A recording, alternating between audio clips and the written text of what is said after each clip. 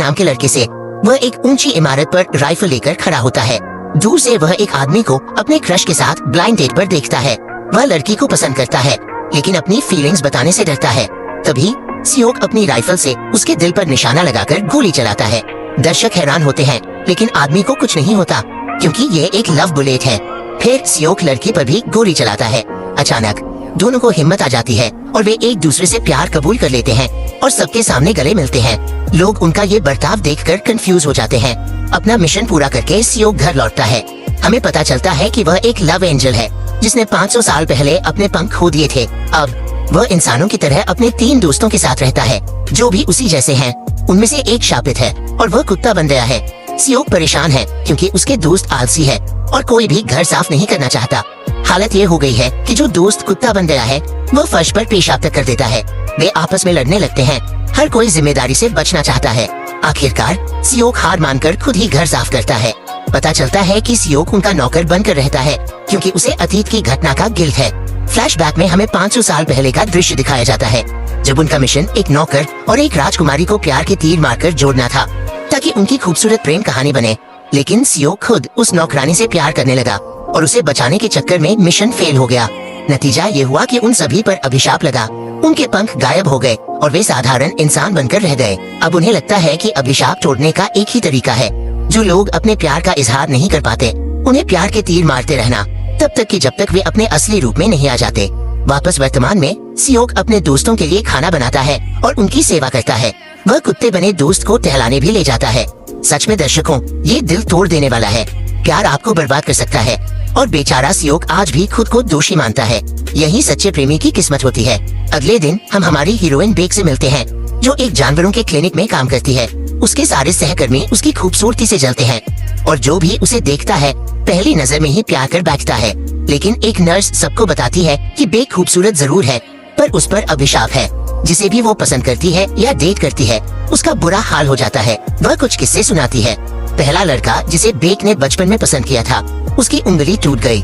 दूसरा middle school का classmate था, जिस पर बिजली गिर गई। तीसरा यूनिवर्सिटी का स्टूडेंट था, जो सीढ़ियों से गिरकर सिर पर चोट खा गया। और चौथा, खाते खाते उसका गला घुटने लगा। भगवान का शुक्र है कि वो बच गया। तब से बेक किसी से प्यार करने या रिश्ता बनाने से डरती है। बेक को 3 साल पहले की याद आती है, जब उसने एक फॉर्चून टेलर से पूछा था कि ये अभिशाप कैसे टूटेगा। फॉर्चून टेलर ने बताया कि ये श्राप उसे 500 साल पहले के उसके पिछले जन्म के कर्मों की वजह से लगा है। इसे तोड़ने के लिए उसे एक पहाड़ पर 1000 बार चढ़ना होगा। आखिरी बार में अभिशाप टूटेगा और उसे अपनी नियति वाला प्यार मिलेगा। वापस वर्तमान में हमारी हीरोइन पहाड़ पर 995वीं बार चढ़ाई कर रही है। जब वो नीचे उतर रही होती है, तो पहली बार हीरो सियोक के पास से गुजरती है। वह उसे देखते ही पहली नजर में ही प्यार कर बैठती है, क्योंकि वह बेहद हैंडसम है। वह उसे जानना चाहती है, लेकिन डरती है कि उसके श्राप की वजह से उसे चोट लग जाएगी। इसलिए वह खुद को रोककर वहाँ से चली जाती है। इसके बाद हीरो सियोक पहाड़ पर चढ़ता है और 500 साल पुरानी यादों में खो जाता है, जब उसके पंख थे और वह एक लव एंजल था। हीरोइन अपने दोस्त के साथ शेयर की गई अपार्टमेंट में लौटती है। वह उसे बताती है, मैं बहुत खुश हूँ, सिर्फ 5 और चढ़ाई बाकी है, फिर ये श्राप टूट जाएगा। और तब उसकी आंखों में चमक आ जाती है। तब मैं अपने सच्चे प्यार से मिल पाऊंगी। अगले दिन हीरो सियोक अपने दोस्तों को एक बहुत ही फैंसी रेस्टोरेंट में ले जाता है, जहाँ सिर्फ अमीर और मशहूर लोग ही जा सकते हैं।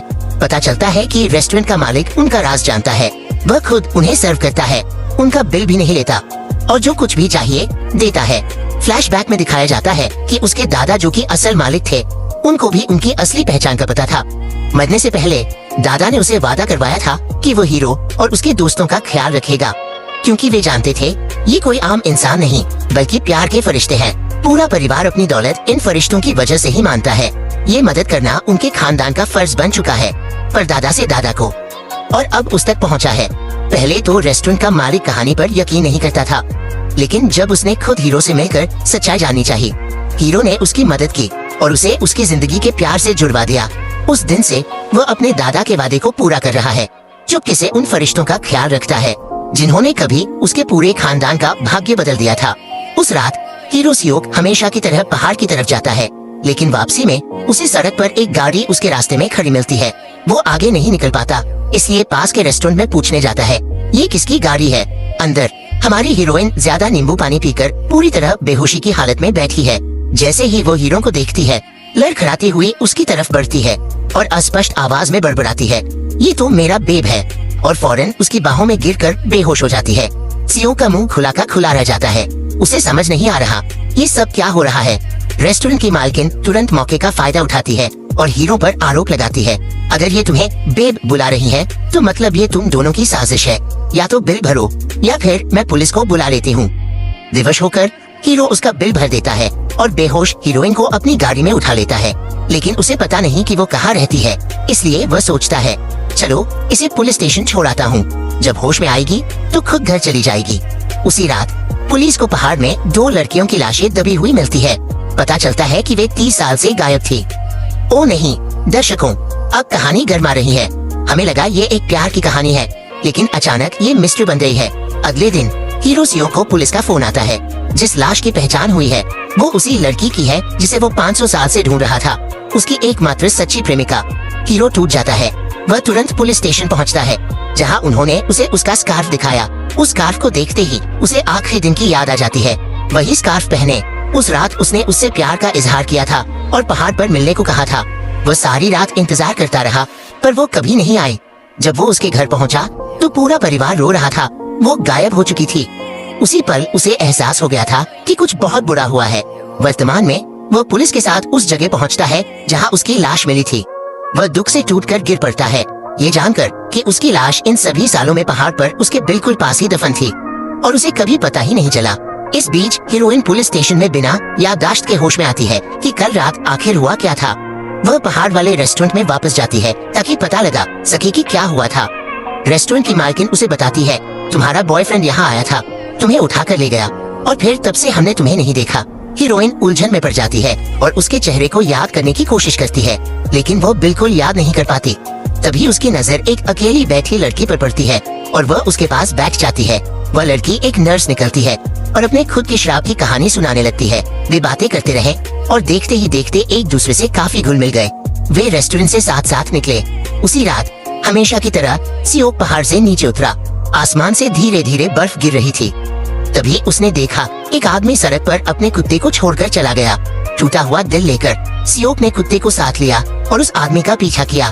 फिर उसने उस आदमी पर एक प्यार की गोली चलाई ताकि वो अपने कुत्ते से प्यार करने लगे और कभी उसे छोड़ने न पाए। अगले दिन प्यारे दर्शकों, हीरोइन ने प्यार के फरिश्तों वाली एक आर्ट एग्जीबिशन में हिस्सा लिया। ऐन वक्त पर हीरो भी वहाँ आ गया। जब दोनों मिले तो हीरो उससे नाराज था क्योंकि उसने उससे अपने जूस का पैसा भरवाया था। वही हीरोइन भी गुस्से में थी क्योंकि उसने उसे पुलिस स्टेशन पर अकेला छोड़ दिया था। लेकिन जब उसे पता चला कि हीरो ने ऐसा उसकी फिक्र करके किया था तो उसका गुस्सा गायब हो गया। उसने उसे शुक्रिया कहा, उसका नाम पूछा और दोस्ती करने की कोशिश की, मगर हीरो ने उसका हाथ नहीं मिलाया और बोला, मैं लोगों से ज्यादा बात नहीं करता। फिर वो दूर जाकर खड़ा हो गया, लेकिन वो हैरान रह गया। उसने देखा कि हीरोइन से कोई प्यार के धागे नहीं जुड़े थे, जबकि बाकी सबके थे। ये बड़ा अजीब था। हीरोइन ने उसे अपनी तरफ घूरते देखा। उसने सोचा, क्या ये मुझे चाहता है? वह उसके पास गई और आगाह करते हुए बोली, मुझसे प्यार मत करना। जो भी मुझसे प्यार करता है उसे तकलीफ ही मिलती है। पर जैसे ही वह उसके करीब पहुंची, उसकी खुशबू ने उसे अपना बना लिया। वह थोड़ा आगे झुकी, उसकी खुशबू को और गहराई से महसूस करने की कोशिश करते हुए। हीरो घबरा गया, उसकी आंखों में आंखें डालकर देखते हुए। वह उसकी तरफ आकर्षित तो हुआ, लेकिन हीरोइन शर्मिंदा हो गई। उसने माफी मांगी और उसके अजीब व्यवहार से परेशान होकर वहाँ से चली गई। बाद में रेस्टोरेंट वाली नर्स गायब हो गई और पुलिस ने जांच शुरू कर दी। रेस्टोरेंट की मालकिन को याद आया कि उसने किसी को नर्स का पीछा करते देखा था। जब डिटेक्टिव ने सिक्योरिटी फुटेज चेक किया तो उसमें हीरो को कुत्ते के मालिक को गन से धमकाते हुए दिखाई दिया। डिटेक्टिव को शक होने लगा, हालांकि हीरो का चेहरा साफ नहीं दिख रहा था। उसे पता नहीं था कि वो गलत रास्ते पर चल निकला है। आखिरकार पता चला कि गायब नर्स शादीशुदा थी और दुर्भाग्य से वह बेवफा थी। डिटेक्टिव ने उसके प्रेमी से पूछताछ की। प्रेमी ने माना कि वह उस दिन उससे मिला था जब वो गायब हुई, लेकिन उसने उसके ठिकाने के बारे में जानने से इनकार किया। उनमें झगड़ा हुआ था क्योंकि वो गर्भवती थी और उसने उसे सड़क किनारे छोड़ दिया था। लेकिन उसके खिलाफ कोई सबूत न मिलने पर डिटेक्टिव ने हीरो के बारे में जांच करने का फैसला किया। इस बीच हीरो कार चला रहा था और हैरानी में हीरोइन का पीछा कर रहा था। वह इकलौती इंसान थी जिससे कोई प्यार का धागा नहीं जुड़ा था। तभी अचानक हीरोइन को क्लिनिक से कॉल आया। एक कुत्ता हादसे का शिकार हो गया था और उसकी हालत गंभीर थी। वह तुरंत वहाँ पहुंची। हीरो चुपके से उसके पीछे पीछे गया। उसे पता चला कि वह एक पशु डॉक्टर है।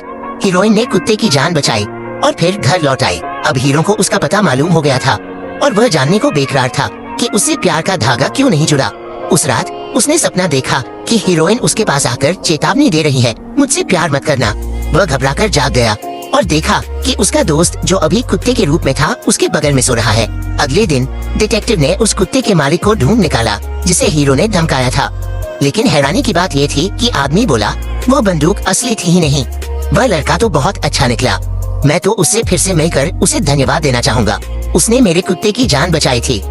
डिटेक्टिव हैरान रह गया और आखिरकार समझ गया कि हीरो का इस केस से कोई लेना देना नहीं है। इस बीच हीरोइन बार बार हीरो और उस पर उस खास खुशबू के बारे में सोच रही थी। उसे एहसास हुआ वो शहतूत के पेड़ों की खुशबू थी। बचपन में वह इस खुशबू से बहुत प्यार करती थी। उसकी दोस्त ने चिढ़ाते हुए कहा, तुम सच में उस पर मर रही हो, वह तुम्हें तुम्हारी खुशनुमा यादों की याद दिलाता है। और तभी डिटेक्टिव क्लिनिक के अंदर दाखिल हुआ। वह ये देखकर चौंका कि वहाँ बस पुरुष मौजूद थे। जब तक कि उसकी नजर हीरोइन पर नहीं पड़ी, वह उसकी खूबसूरती पर मंत्रमुग्ध हो गया और घूरता ही रह गया। उसने जल्दी से उसका नंबर ले लिया और अपनी बारी का इंतजार करने लगा। साफ दिख रहा था कि वह उस पर फिदा हो चुका था।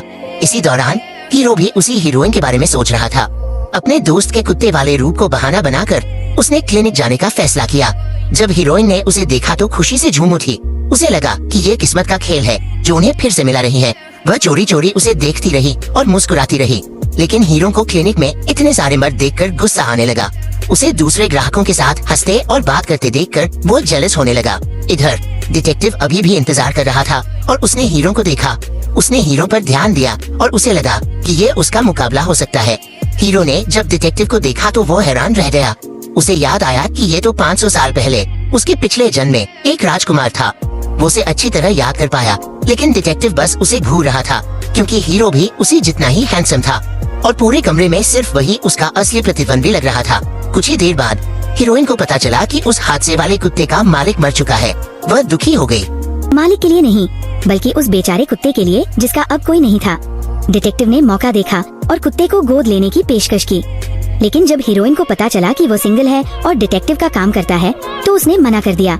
उसे लगा कि उसके पास कुत्ते की ठीक से देखभाल करने का वक्त नहीं होगा। डिटेक्टिव ने जोर देकर कहा कि वो काफी जिम्मेदार है और उसने हीरोइन से उसे एक मौका देने को कहा। इस बात को साबित करने के लिए वो रोज कुत्ते से मिलने आएगा, उसने वादा किया। लेकिन प्यारे दर्शकों, हम सभी जानते हैं कि उसकी बात सिर्फ कुत्ते के बारे में नहीं थी। हीरो ये सब देख रहा था और डिटेक्टिव और हीरोइन को करीब आते देख उसका दिल जलने लगा। जब उसकी बारी आई तो हीरोइन उसे देखकर खुश हो गई। यहाँ तक कि उसने अपने मेकअप को भी ठीक किया ताकि वह उसे प्रभावित कर सके। लेकिन हीरो गुस्से में था। उसे लगा कि वो हर आने वाले मर्द के साथ फ्लर्ट करती है। बिना ज्यादा कुछ कहे वो अचानक चला गया, जिससे हीरोइन हैरान रह गई। इस बीच पहाड़ के पास वाले रेस्टोरेंट में एक अजनबी आदमी घुसा। रेस्टोरेंट की मालकिन उसे पहचान गई। ये वही अपराधी था जिसने नर्स को किडनैप किया था। कुछ देर बाद डिटेक्टिव को रेस्टोरेंट में आग लगने की खबर मिली। जब वो पहुंचा तो रेस्टोरेंट की मालकिन को मरा हुआ पाया। थोड़ी ही देर में उसे एक और कॉल आया।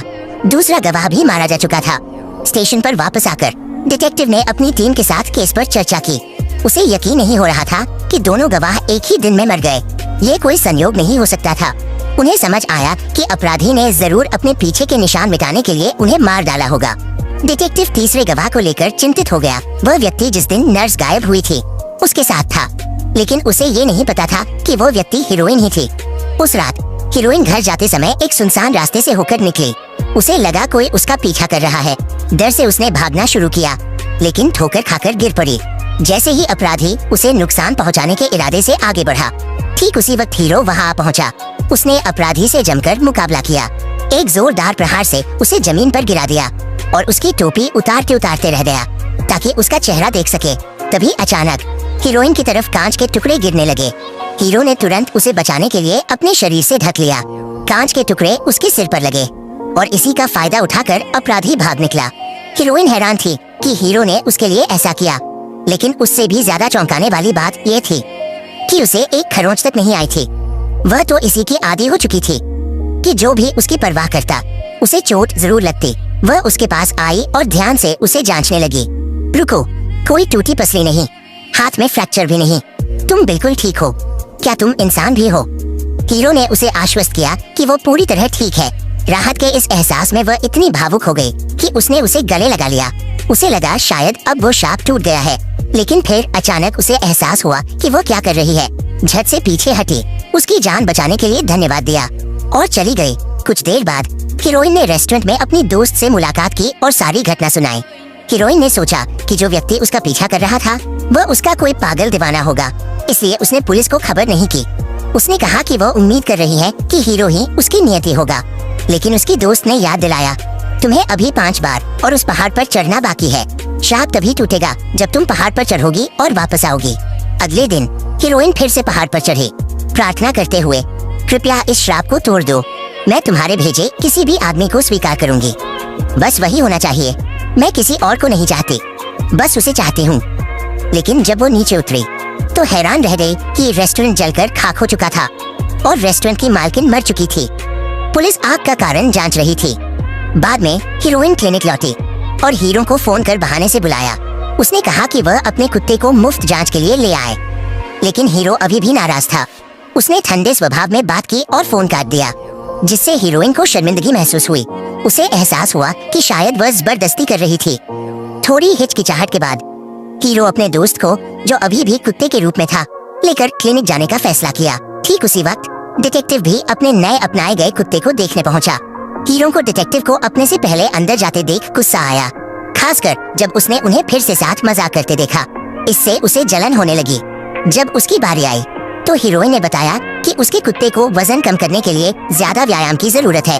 कुत्ते ने उसकी तरफ मासूमियत भरी नजरों से देखा, जैसे कह रहा हो, तुम्हें क्या लगता है मैं क्या हूँ, मोटा या कुछ और। जैसे ही हीरोइन ने हीरो के चेहरे पर एक खरोंच देखी, उसने तुरंत फर्स्ट एड किट ली और उसका इलाज शुरू कर दिया। उसका कोमल स्पर्श हीरो को घबरा भी रहा था और खुश भी कर रहा था। तभी अचानक हीरोइन ने पूछा, क्या तुम मेरे साथ डिनर पर चलोगे? हीरो ने तुरंत हाँ कर दिया और उसे उसी शानदार रेस्टोरेंट में ले जाने का प्रस्ताव रखा जहाँ वह अक्सर अपने दोस्तों के साथ जाता था। बाद में उसकी दोस्त ने सलाह दी, तुम्हें खुद डिनर का बिल भरना चाहिए ताकि उसे पता चले कि तुम गंभीर हो और इससे तुम खुद को उस पर ज्यादा मोहित होने से बचा पाओगी। हीरोइन ने हामी भर दी, इस बात से अनजान कि वह सीधे मुसीबत में पड़ने वाली थी। उस शाम जब उसने उसे देखा तो उसके होश उड़ गए। हीरो आज बेहद हैंडसम लग रहा था। ठीक है, उसने आत्मविश्वास से कहा, आज मैं तुम्हें ट्रीट दूंगी, जो मर्जी ऑर्डर करो और आराम से खाओ। हीरो को 2 बार बताने की जरूरत नहीं पड़ी। उसने मेन्यू में जो कुछ भी था सब कुछ ऑर्डर करना शुरू कर दिया, बिल्कुल सब कुछ। हीरोइन की आंखें फैल गई जब उसे खाने के महंगे दामों का एहसास हुआ। उसने मन ही मन सोचा, क्या सच में मुझे अपना मुंह खोलने की जरूरत थी? लेकिन जैसे ही वे साथ खाने लगे, तनाव कम हो गया। डिनर के दौरान हीरो ने उससे उसके आदर्श प्रेमी के बारे में पूछा। हीरोइन ने उसे चिढ़ाते हुए कहा कि उसे क्लिनिक के एक क्लाइंट पर क्रश था। हीरो का जलना साफ झलक रहा था, लेकिन तभी उसने तुरंत स्पष्ट किया, वो बस प्रोफेशनल बातें थीं, उससे ज्यादा कुछ नहीं। खाना खत्म करते ही हीरोइन बेचैनी से बिल चुकाने गई। डर रही थी कि कहीं उसके पास उतने पैसे न हों। पर हैरानी की बात, वेटर ने बताया, बिल तो पहले ही चुकता हो चुका है मैडम। हीरो ने उसके उठने से पहले ही पैसे दे दिए थे। वो गुस्से से आग बबूला होकर लौटी। अरे नहीं, बिल्कुल नहीं, तुम मुझे शर्मसार कर रहे हो। मैंने कहा था मैं भरूंगी, तुमने ऐसा क्यों किया? क्या तुम समझते हो मैं इसे नहीं संभाल सकती क्या? वह नाराज होकर चली गई, ये सोचते हुए कि उसने बिल इसलिए चुकाया ताकि उससे दूरी बना सके। उस रात दोनों ही तंग दिल से घर लौटे। वे एक दूसरे को पसंद करते थे, लेकिन दोनों को लगा कि उन्हें ठुकरा दिया गया है। अगले दिन हीरोइन ने फिर पहाड़ पर चढ़ाई की, प्रार्थना करते हुए कि श्राप टूट जाए और हीरो उससे प्यार करने लगे। इसी बीच हीरो अपनी पुरानी प्रेमिका के अंतिम संस्कार में शामिल हुआ। उस पर अपराध बोध का बोझ भारी पड़ रहा था। उसने अभी तक उसकी हत्या का कातिल नहीं ढूंढा था। अंतिम संस्कार के बाद वो पहाड़ पर गया जहाँ उसकी अचानक हीरोइन से मुलाकात हो गई। वो उतर रही थी। उसे देखकर वो चौंकी, फिर खुश हो गई। क्या मेरी प्रार्थना सच में सुन ली गई? उसने मजाक किया। उसकी तरफ दौड़कर उसने फोन से तुरंत एक फोटो खींच ली ताकि उसकी तस्वीर सहेज सके। हीरो उसकी इस हिम्मत पर हैरान रह गया और फोटो डिलीट करने के लिए उसका फोन छीनने लगा। हाथापाई में वह लड़खड़ाए और गलती से उसकी बाहों में जा गिरी। वाह डायरेक्टर, क्या सीन है, पूरा सिनेमाई नायाब तरीका। शर्मिंदा होकर हीरोइन ने माफी मांगने के लिए उसे ड्रिंक पर चलने का न्योता दिया। वह मान गया और दोनों पास के कैफे में चले गए, जहाँ ड्रिंक पीते पीते उनकी झिझक खत्म हो गई।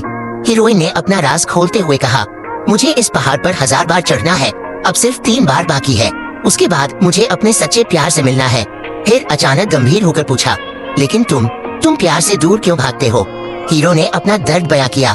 मैंने किसी से बहुत पहले प्यार किया था, चेतावनियों के बावजूद कि ये खतरनाक होगा। उसका अंत बुरा हुआ। तब से मैंने प्यार से खुद को दूर रखा। हीरोइन का दिल उसकी कहानी सुनकर भर आया। उसे उसके लिए गहरी सहानुभूति महसूस हुई। वापसी पर कार का इंतजार करते हुए वे पार्किंग अटेंडेंट के चाबी लाने का इंतजार करने लगे। हीरो ने अटेंडेंट के हाथ पर एक निशान देखा, वही निशान जो हीरोइन पर हमला करने वाले व्यक्ति के हाथ पर था। उसने तुरंत अटेंडेंट को पकड़ लिया और पुलिस को सौंपने को तैयार हुआ। तभी अटेंडेंट ने हार मान ली और सब कुछ कबूल कर लिया। उसने बताया कि उसे किसने ये सब करने के लिए कहा था और उन्हें सीधे असली अपराधी तक ले गया। वह थी हीरोइन के क्लिनिक के सामने वाले प्रतिद्वंदी क्लिनिक की मालकिन। उस महिला ने कबूल किया कि उसने हीरोइन को डराकर भगाने के लिए ये सब किया था। जब से तुमने अपना क्लिनिक खोला है, मेरे सारे मरीज तुम्हारे पास चले गए हैं, उसने रोते हुए कहा। वह माफी मांगने लगी, गिड़गिड़ाते हुए। हीरो उसे पुलिस के हवाले करना चाहता था, लेकिन हीरोइन ने उसे माफ कर दिया। उसे उस पर तरस आ रहा था। जाते जाते हीरो ने उसके जीवन के बारे में पूछा। हीरोइन ने खुलासा किया, मैं एक अनाथ हूँ। मुझे शिशु अवस्था में अनाथालय के दरवाजे पर पड़ा पाया गया था। मेरा पहला प्यार भी अनाथालय का एक लड़का था। उसने सिर्फ मेरे प्यार के कारण अपनी उंगली तुड़वा ली थी। वह मुस्कुराई, पर मैं हार मानने वाली नहीं। चाहे 1000 बार उस पहाड़ पर चढ़ना पड़े, मैं अपने प्यार को ढूंढ कर ही रहूंगी और फिर हमेशा के लिए खुश रहूंगी।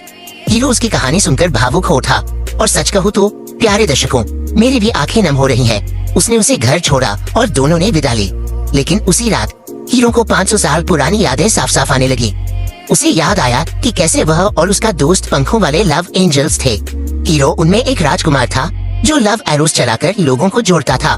राजमहल की एक सेविका अक्सर प्रार्थना करती, अपने सच्चे प्यार से मिलने की कामना करती। जब उसकी 1000वीं प्रार्थना पूरी हुई तो उसकी मुलाकात राजकुमार से हुई। उस पल सेविका को एहसास हुआ वह चाहती थी यही राजा बने, क्योंकि वह दयालु था और इतना हैंडसम भी। राजकुमार उसके शब्दों से इतना प्रसन्न हुआ कि उसकी ओर खिंचा चला आया। उन्हें साथ देखकर हीरो ने उन पर प्यार के तीर चलाने का निश्चय किया। लेकिन जैसे ही उसने निशाना साधा, सेविका ने अचानक उसकी ओर मुस्कुरा दिया, जिससे वो घबरा गया। उसका बांध चूक गया और खुद उसके अपने ही दिल में आ लगा। आश्चर्य से भरा वह पल जब उसे एहसास हुआ कि वो खुद उस सेविका के प्यार में पड़ चुका है। अगले ही दिन राजा का देहांत हो गया और रानी ने राजकुमार को मरवाने की साजिश रची ताकि उसका अपना बेटा सिंहासन संभाल सके। सेविका ने ये साजिश सुन ली और राजकुमार को चेतावनी देने दौड़ी, लेकिन रक्षकों ने उसे देख लिया। जंगल में पीछा करते हुए उन्होंने उसके कंधे पर तीर चला दी और वह एक चट्टान से गिर गई। हीरो उसे बचाना चाहता था, तभी उसके गुरु प्रकट हुए और डांटा, तुम हस्तक्षेप नहीं कर सकते। एक राजकुमार का मनुष्य से प्रेम वर्जित है। गुरु ने उसे रोकना चाहा, पर हीरो नहीं माना, तो गुरु ने उसे कैद कर दिया। गुरु ने उसे आग के घेरे में घेर दिया, लेकिन हीरो ने दर्द सहते हुए अपना रास्ता बनाया, यहाँ तक कि उसके पंख भी जलकर खाक हो गए। इस बीच रक्षकों ने राजकुमार के महल पर हमला बोल दिया। तभी अचानक डिटेक्टिव की नींद टूटी। वह झटके से जाग गया, पूरी तरह उलझन में। उसे एहसास भी नहीं हुआ कि उसने अभी अपने पिछले जन्म का सपना देखा था, जिसमें वह राजकुमार था। तभी उसकी टीम का एक सदस्य अंदर आया। सर, हमें उस लड़की का पता मिल गया है जो नर्स के गायब होने के दिन उसके साथ थी। डिटेक्टिव तुरंत उस पते पर पहुंचा, लेकिन गलती से हीरोइन की पड़ोसन के घर में घुस गया। जब उसने उससे पूछताछ की तो पड़ोसन ने कहा, मैं तो कभी उस पहाड़ पर गई ही नहीं। निराश डिटेक्टिव को समझ आया कि वो गलत इंसान से पूछ रहा था। इसी बीच हीरोइन घर से बाहर निकली तो चौंक गई। हीरो सामने खड़ा उसका इंतजार कर रहा था। वह करीब आया, उसके कंधे पर हाथ रखकर बोला, मैं वही हूँ जिसका तुम इंतजार कर रही थी। हीरोइन का दिल धड़कने लगा। वह खुशी से झूम उठी। उसे लगा कि वह आखिरकार अपने प्यार का इकरार करने वाला है, लेकिन उसने उसकी उम्मीदों को चकनाचूर करते हुए कहा, मैं तुम्हारी डेट तब तक अरेंज करता रहूंगा जब तक तुम्हें सही आदमी नहीं मिल जाता। हीरोइन अविश्वास से उसे घूरने लगी। क्या तुम अपना हाथ हटा सकते हो? उसने चिढ़कर कहा। जब उसने उसके आइडियल मैन के बारे में पूछा तो वह फट पड़ी। मुझे ऐसा चाहिए जो लंबा हो, चौड़े कंधे वाला हो, हैंडसम हो, यूट्यूबर भी हो सकता है और जिसके सिर पर कांच गिरे तो उसे चोट भी ना आए। मतलब तुम्हारी तरह। ओ ये बेवकूफ। लेकिन हीरो को बिल्कुल समझ नहीं आया। उसने वादा किया कि वह उसकी शर्तों पर खरा उतरने वाला कोई ढूंढ कर देगा। हीरोइन आग बबूला हो गई। भगवान ने तुम्हें सब कुछ दिया, बस दिमाग नहीं दिया। ऐसा बड़बड़ाती हुई वह तेज कदमों से चली गई। नाराज कि वह उसके प्यार को समझ क्यों नहीं पा रहा। घर पहुंचकर उसने अपनी दोस्त को सारा किस्सा सुनाया तो दोस्त ने समझाया, शायद वो जानबूझकर अनजान बन रहा है, तुम्हारी परीक्षा ले रहा होगा। मुझे यकीन है वो समझ जाएगा और अपने दिल की बात कहेगा। उसकी दोस्त ने उसे आश्वस्त किया। और वाकई कुछ देर बाद हीरो वहाँ आ धमका। हीरोइन को लगने लगा कि शायद उसकी दोस्त सही थी। उसने सीधे सवाल किया, तुम मेरी रक्षा करना चाहते हो या फिर मेरा सोलमेट ढूंढ लाए? हीरो का जवाब दिल छू गया, मैं बस नहीं चाहता तुम अकेली रहो, तुम्हें खुश देखना चाहता हूँ। हीरोइन का दिल पिघल गया, तो क्या इसका मतलब तुम्हें मैं पसंद हूँ? हीरोइन ने शर्माते हुए पूछा। इसी बीच डिटेक्टिव को एहसास हुआ कि वह अपनी नोटबुक गवाह के घर भूल आया है। वह उसे लेने लौटा, लेकिन वहाँ उसकी मुलाकात लड़की की माँ से हुई, जो उससे मिलने आई थी। उसने उनसे नोटबुक लाने को कहा, पर जब उसकी माँ ने अंदर कदम रखा, उसने अपनी बेटी को मृत पाया। प्रिय दर्शकों, मर चुकी थी वो। डिटेक्टिव स्तब्ध रह गया। अब समझ आया कि ये केस उसकी सोच से कहीं बड़ा है। अगले दिन हीरोइन पहाड़ पर चढ़ी, अपने हाथ में हीरो की तस्वीर लिए हुए। उसने पूरे दिल से प्रार्थना की कि श्राप टूटे और हीरो उससे प्यार करने लगे। तभी उसे एक सरप्राइज मिला। हीरो का मैसेज आया, एक सुंदर युवक की फोटो के साथ, और सिर्फ एक नहीं बल्कि ढेर सारी तस्वीरें। लो, तुम्हारे लिए, जिसे चाहो चुन लो। हीरो ने मजाक किया। हीरोइन ने सबको ठुकरा दिया, तुम टॉम क्रूज को भी भेज दो, मैं फिर भी ना कहूँगी, मुझे तो तुम चाहिए। बाद में जब वो अपने अपार्टमेंट लौटी तो बाहर एम्बुलेंस और पुलिस गाड़ियाँ खड़ी देखी। उसकी दोस्त ने बताया कि उनकी पड़ोसन की मौत हो गई है, लेकिन डिटेक्टिव को ये नेचुरल डेथ नहीं लग रही थी। उसे पूरा यकीन था कि ये एक हत्या थी। इधर हीरो ने टीवी पर ये खबर देखी तो स्तब्ध रह गया। उस केस से जुड़े सभी गवाह एक एक कर मर रहे थे। उसे लगा जैसे ये घटना उसकी पुरानी प्रेमिका की हत्या से मिलती जुलती है, जो ठीक ऐसे ही बर्फ भरे दिन गायब हो गई थी। उसे शक था कि ये वही हत्यारा हो सकता है, लेकिन वह सोच रहा था कि मर्डरर ने फिर से हमला करने के लिए 30 साल क्यों इंतजार किया। ये जानने की ठान कर उसने खुद ही जांच करने का फैसला किया। वो गायब नर्स के घर गया ताकि कोई सुराग मिल सके, लेकिन उसकी बहन ने उसे अंदर आने से रोक दिया और बाहर निकाल दिया। बाद में डिटेक्टिव स्टेशन वापस आया तो देखा कि हीरो उसका इंतजार कर रहा था। हीरो ने उससे बात करने की इच्छा जताई और जैसे ही वे बैठे, उसने 30 साल पहले की हत्याओं के बारे में अपना विचार बताया। उसने डिटेक्टिव को उन 5 औरतों की तस्वीरें दिखाई जो मारी गई थी। सभी की हत्या सर्दियों में हुई थी, जब बर्फ गिर रही थी। फिर उसने एक चौंकाने वाली बात कही, हर औरत को मरने से एक दिन पहले एक छोटी लाल नोटबुक मिली थी। उन नोटबुक्स के अंदर 7 घातक पापों में से एक लिखा था, जैसे चोरी, झूठ, गपशप और लालच। हीरो ने समझाया कि नर्स का केस बेवफाई से जुड़ा था। वह शादीशुदा थी, लेकिन उसका किसी और के साथ अफेयर चल रहा था। उसने डिटेक्टिव से गुजारिश की कि वह उसकी बात माने और कातिल को ढूंढे। मुझे यकीन है कि उसने अभी 2 और हत्याएं करनी बाकी हैं, ईर्ष्या और लालच वाले पापों को पूरा करने के लिए। लेकिन डिटेक्टिव ने उसकी बात मानने से इनकार कर दिया। तुम 30 साल पहले की बातें जानने के लिए अभी बहुत छोटे हो, उसने कहा। फिर उसने हीरो को घर जाने और पुलिस के काम में दखल न देने के लिए कह दिया। हीरो दुखी होकर चला गया। उसकी प्रेमिका भी पीड़ितों में से एक थी और उसे उसकी मौत का बदला न ले पाने का गिल्ट हो रहा था। वह उसके बारे में सोचता हुआ पहाड़ की तरफ चला गया। जब वो नीचे उतर रहा था तो हीरोइन ने उसे देखा और उसकी तरफ भागी। वे दोनों साथ साथ नीचे आए और उसने उसे घर छोड़ने की पेशकश की। हिम्मत जुटाकर हीरोइन ने आखिरकार उसे अपने दिल की बात बताने का फैसला किया। सुनो, वह बोली, मुझे तुमसे किसी को ढूंढने की जरूरत नहीं है, मैं सीधे कह रही हूँ, मुझे तुम पसंद हो, मुझे तुम्हारे साथ रहने का एक मौका दो। लेकिन हीरो को डर था कि उसकी वजह से उसे भी दर्द झेलना पड़ेगा, इसलिए उसने उसका दिल तोड़ने का फैसला किया। मैं तुमसे प्यार नहीं करता, उसने ठंडे स्वर में कहा। मैं सिर्फ तुम्हारी मदद इसलिए कर रहा था क्योंकि तुम पर तरस आया। तुम अनाथ हो और बिल्कुल अकेली। हीरोइन का दिल टूट चुका था। वो घर लौटी, उसकी आंखों से आंसू नहीं थम रहे थे। पूरी रात वो फूट फूट कर रोती रही। उसने सोचा, जिसने उसे बार बार बचाया, जिसके लिए उसके दिल में इतना प्यार था, आखिर उसने ऐसा क्यों किया? फिर भी वो उसे प्यार करती रही। वहीं हीरो भी बेचैन था। उसे एक पल की भी नींद नहीं आई। उसका दिल अपने ही किए पर पछता रहा था, लेकिन वो डर गया था कहीं ये लड़की भी उसकी पुरानी प्रेमिका की तरह मारी न जाए। अगले दिन हीरोइन ने फैसला किया, वो 1000वीं बार उस पहाड़ पर चढ़ेगी। इस बार वह उस अभिशाप को तोड़ने के लिए दृढ़ थी। हीरोइन को पूरा यकीन था कि हीरो उसे प्यार करता है, बस सच छुपा रहा है। पहाड़ चढ़ते हुए वो बार बार उसकी तस्वीर देखती रही, ये अनजान कि कोई उसे देख रहा है। उधर डिटेक्टिव अपने कुत्ते को देखने के लिए क्लिनिक गया। वहाँ उसने एक कर्मचारी को देखा जिसकी परछाई अजीब थी। थोड़ी बातचीत के बाद उसे एहसास हुआ जो नर्स के गायब होने वाले दिन हीरोइन के साथ थी।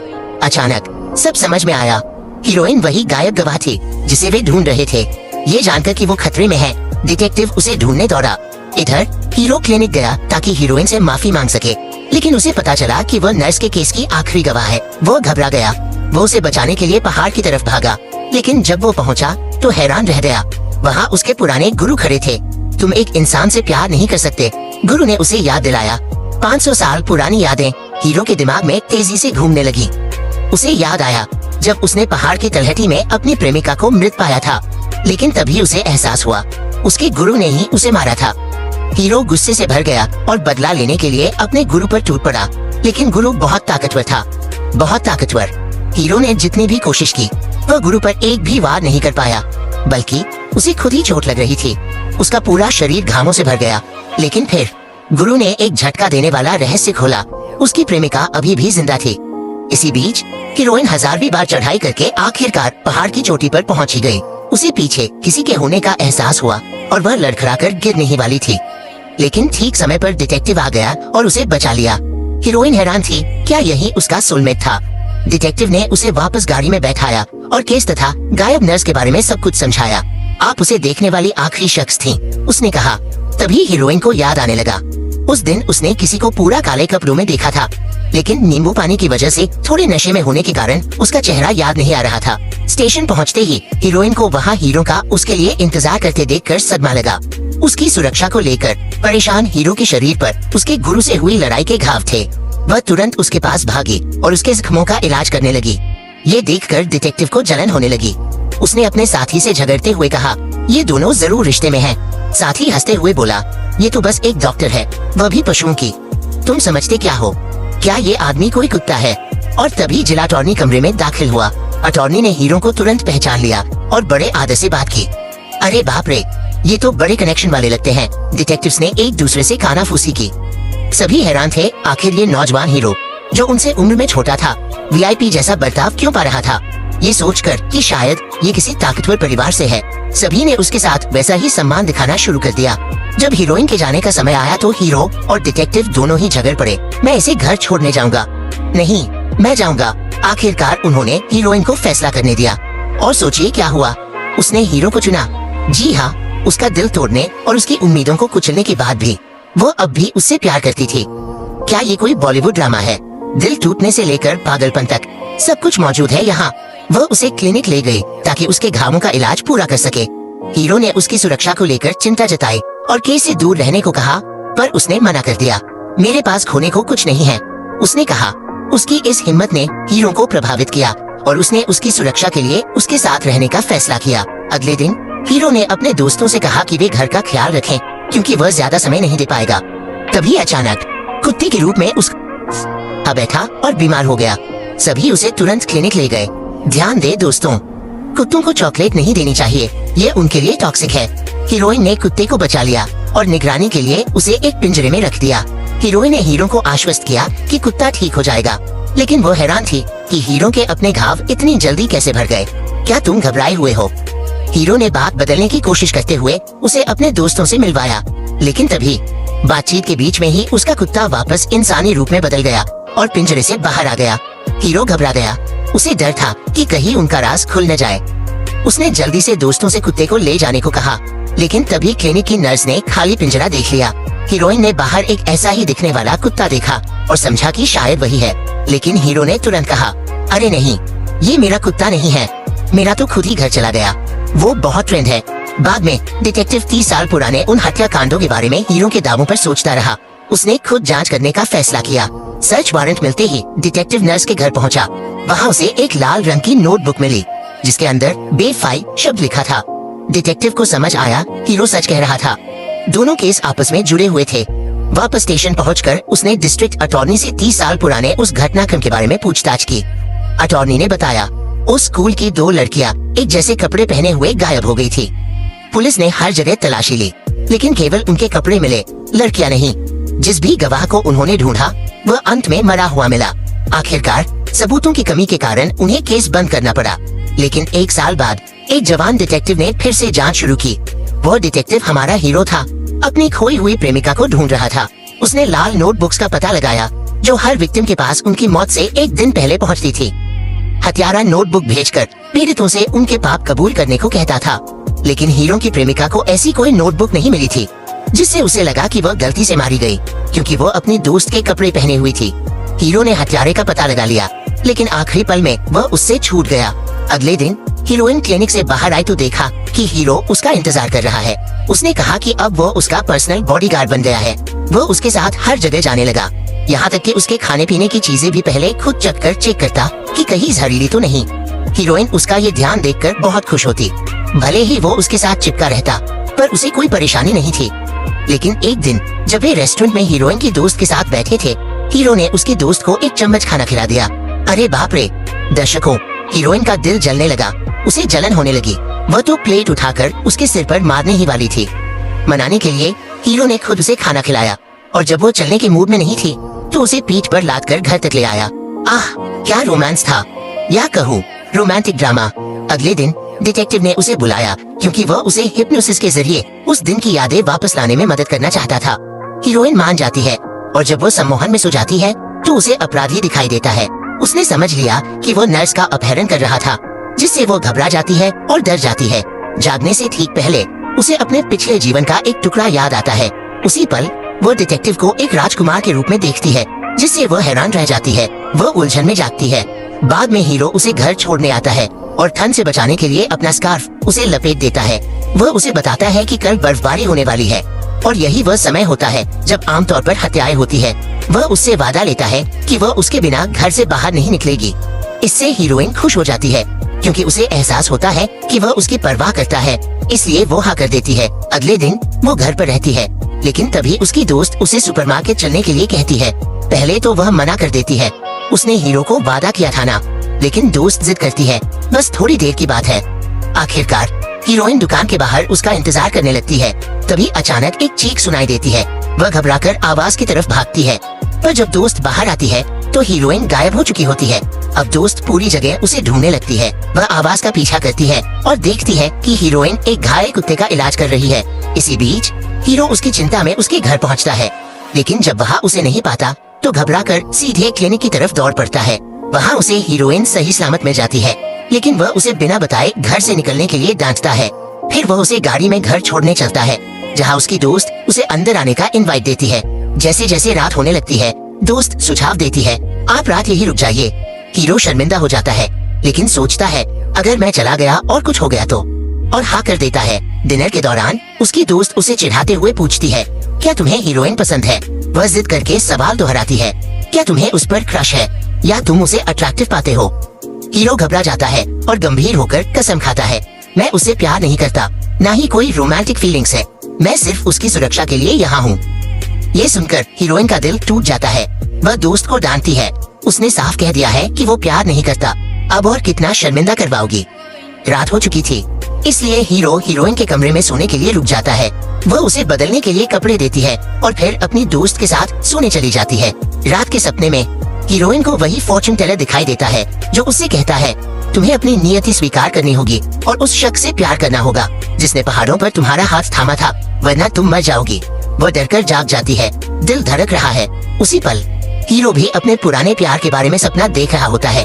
वह लड़की जिसकी हत्या हुई थी, सपने में वह उसके सामने प्रकट होती है और कहती है, तुम्हें अपने व्यवहार पर पछताना चाहिए, तुमने मरने से पहले अपनी फीलिंग्स तक कबूल नहीं की।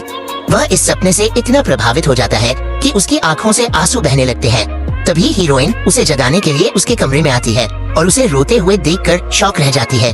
वह चुपचाप उसके पास बैठ जाती है, क्षण भर उसका रोना देखती रहती है और फिर धीरे से अपने हाथों से उसके आंसू पोंछ देती है। जैसे ही हीरो की नींद खुलती है और वह उसे अपने इतने करीब पाता है, वह चौंक कर शर्म से अपना चेहरा ढक लेता है। गुस्से और संकोच में वह चिल्लाता है, मैं सो रहा था तब तुमने मेरे साथ क्या किया? क्या तुम कोई चुड़ैल हो? अगली सुबह पुलिस को एक लड़की के गायब होने की रिपोर्ट मिलती है। डिटेक्टिव शॉक रह जाता है, क्या ये फिर से उसी सीरियल किलर का काम है? वह तुरंत लड़की के घर पहुंचता है, लेकिन वहाँ कोई सुराग नहीं मिलता सिवाय एक लाल नोटबुक के। इधर हीरोइन क्लिनिक जाते समय अचानक एक बच्चे से टकरा जाती है। उसके हाथ से एक कार्ड गिरता है जिस पर बस एक शब्द लिखा है, डेथ। ये देखते ही उसे अपना सपना और फॉर्चून टेलर की चेतावनी याद आ जाती है। उसका दिल धक से रह जाता है।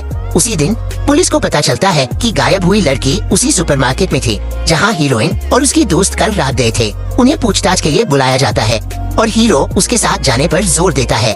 डिटेक्टिव को हीरो की लगातार मौजूदगी खलने लगती है और पूछता है कि वह हमेशा उसके साथ क्यों रहता है। तब पता चलता है कि वो असल में उसका बॉडीगार्ड है। जब पुलिस हीरोइन से पूछती है कि उस रात का उसे क्या याद है, तो वो कहती है कि उसने अपराधी का चेहरा देखा था, लेकिन अब उसकी याद नहीं आ रही। हालांकि वो पक्का कहती है कि अगर उसे दोबारा देखेगी तो पहचान लेगी। इसी बीच एक जांचकर्ता सीसीटीवी फुटेज देखता है और पता लगाता है कि अपराधी हीरोइन के हर जगह मौजूद था, लेकिन उसका चेहरा कभी दिखाई नहीं देता। फिर एक चौंकाने वाली खबर आती है, लापता लड़की का शव मिल गया है। सब हैरान रह जाते हैं और हीरोइन और भी डर जाती है, क्योंकि उसे एहसास होता है कि हत्यारा शायद उसे ही निशाना बना रहा है। उसकी दोस्त उसे केस से दूर रहने की सलाह देती है, लेकिन वह मानने से इनकार कर देती है। पुलिस की मदद करने के लिए दृढ़ संकल्पित, वह फिर से हिप्नोसिस कराने के लिए तैयार हो जाती है, ताकि अपराधी के चेहरे को याद कर सके। इस बार वो अपराधी के कुछ खास फीचर्स याद करने में सफल हो जाती है और अधिकारियों को उसका डिटेल्स देती है। बाद में हीरो उसे घर छोड़ने निकलता है और तभी बर्फ गिरने लगती है। हीरोइन खुशी से झूम उठती है और बर्फ के टुकड़ों के साथ खेलने लगती है। उसे देखकर हीरो को अपनी प्रेमिका की याद आ जाती है, जिसे भी बर्फ बहुत पसंद थी। हीरोइन फिर अपना स्कार्फ उतारकर उसके गले में डाल देती है और कहती है कि उसने अपनी किस्मत को स्वीकार करने और अपने दिल की सुनने का फैसला कर लिया है। वह अपने प्यार का इजहार करते हुए कहती है, मैं तुमसे प्यार करती हूँ, और फिर चलने लगती है। हीरो उसकी बातों से भावुक हो जाता है। उसे खोने के डर से वह तेजी से उसके पीछे भागता है और उसे जोर से अपनी बाहों में भर लेता है। हीरोइन उसके इस कदम से चौंक जाती है, लेकिन उसे गहरी सुरक्षा का एहसास होता है। इसी बीच अपराधी को उसके छिपने की जगह पर देखा जाता है, जहां उसके पास सभी पीड़ितों की तस्वीरें हैं, जिनमें हीरो और हीरोइन भी शामिल है। उसने डिटेक्टिव की बेटी को भी अगवा कर लिया है और अब धीरे धीरे उसके करीब पहुंच रहा है। अगले दिन पुलिस हीरोइन के बयान के आधार पर अपराधी का स्केच जारी करती है। अचानक हीरो कमरे में दाखिल होता है और घोषणा करता है कि ये स्केच गलत है, क्योंकि अपराधी अपनी पहचान छुपाने के लिए भेष बदल रहा है। मेकअप, मास्क और अन्य तरीकों से अपना रूप बदलता है। तभी ये खुलासा होता है कि हीरो लीड डिटेक्टिव का बेटा है, जिन्होंने 30 साल पहले एक ऐसे ही मामले की जांच की थी। अब से वो खुद इस जांच में सक्रिय रूप से मदद करने की कसम खाता है। 30 साल पहले की एक झलक दिखाई देती है, जहां पता चलता है कि हीरो असल में उस समय केस को लीड कर रहा डिटेक्टिव था, जबकि मौजूदा मुख्य जांचकर्ता उसका युवा सहायक हुआ करता था। जांचकर्ताओं ने अपराधी के बारे में लोगों से पूछताछ जारी रखी। तभी हीरो ने एक महिला को एक लाल नोटबुक पकड़े देखा, जिस पर द सिन ऑफ डिजीज लिखी हुई थी। उसने अपनी सहेली से कहा कि उसने यह एक पागल आदमी से छीनी थी। हीरो को समझ आ गया कि उस महिला की जान खतरे में है और वह उस पर नजर रखने लगा। उसी रात उसने अपराधी को उसे अगवा करने की कोशिश करते देखा। हीरो ने तुरंत उस पर हमला कर दिया और दोनों के बीच भयंकर मारपीट हुई।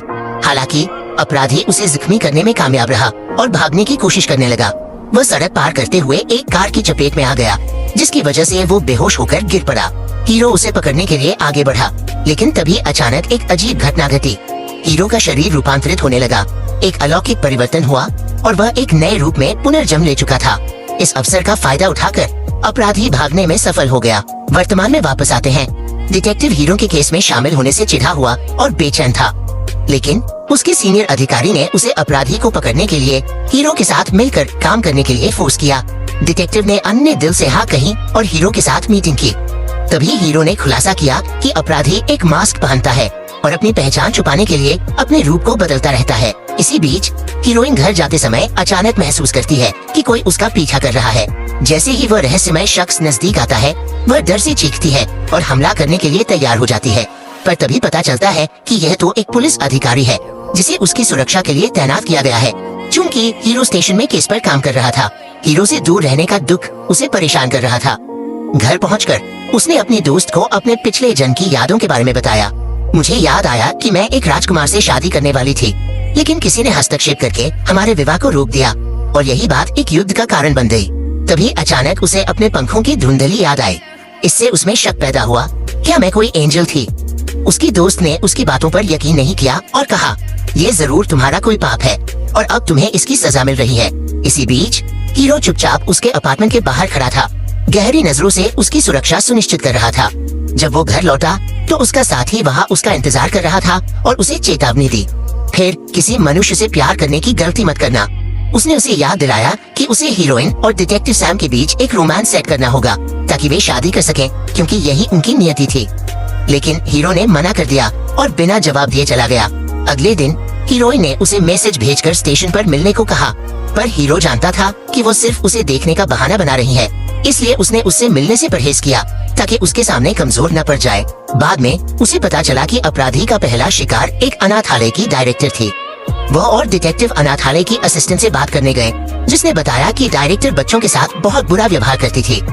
फिर उसने हीरो से कहा कि वह बिल्कुल उस डिटेक्टिव जैसा दिखता है जिसने 30 साल पहले ये केस संभाला था।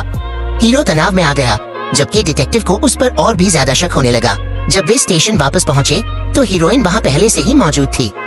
हीरो ने उससे बचने की कोशिश की, लेकिन उसकी नजर उस पर पड़ गई और उसने उसे बाहर खींचकर बात करने के लिए रोक लिया। उसे शक था कि वह उससे इसलिए दूर भाग रहा है क्योंकि वह पहले से शादीशुदा है।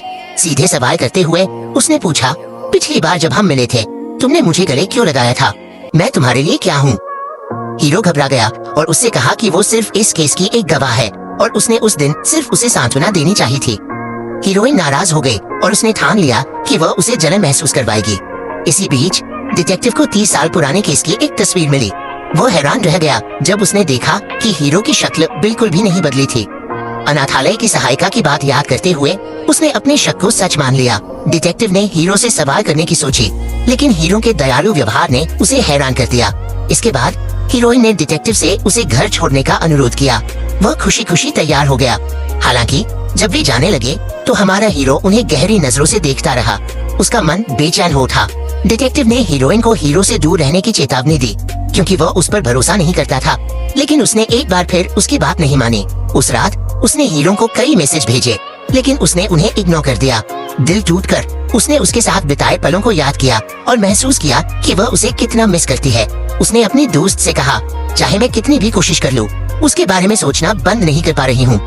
अगर वो कोई अपराधी या राक्षस भी निकले तो भी मैं उसे प्यार करती रहूंगी।